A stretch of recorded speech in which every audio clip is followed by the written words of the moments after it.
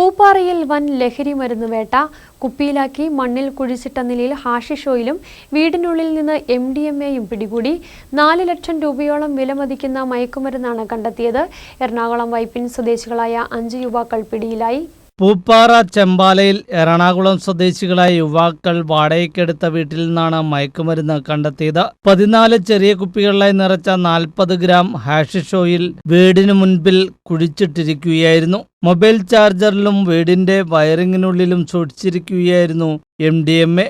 10 gram MDMA ആണ് കണ്ടെത്തിയത്. Excise narcotic വിഭാഗത്തിന് ലഭിച്ച രഹസ്യവിവരത്തെ തുടർന്നായിരുന്നു പരിശോധന നടത്തിയത്.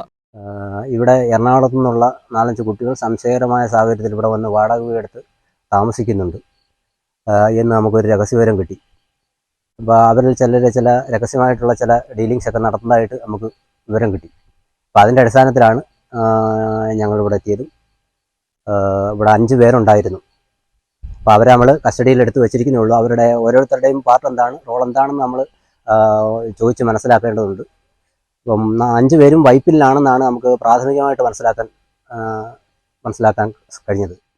സംഭവത്തിൽ എറണാകുളം വൈപ്പിൻ സ്വദേശികളായ കൈതവളപ്പിൽ ജോമോൻ, പുതിയ നികത്തിൽ അജിത്ത്, തിട്ടത്തറയിൽ ആശിഷ്, കരോത്ത് അഖിൽ, കല്ലുമട്ടത്തിൽ ആശിഷ് എന്നിവരാണ് അറസ്റ്റിലായത്. 4 ദിവസം മുമ്പാണ് ഇവർ പൂപ്പാറയിലെ വീട് വാടകയ്ക്കെടുത്തത്. ആട് ഫാം തുടങ്ങുന്നതിനായാണ് എത്തിയതെന്നാണ് ഇവർ നാട്ടുകാരോട് പറഞ്ഞിരുന്നത്. ന്യൂസ് ബ്യൂറോ, രാജകുമാരി.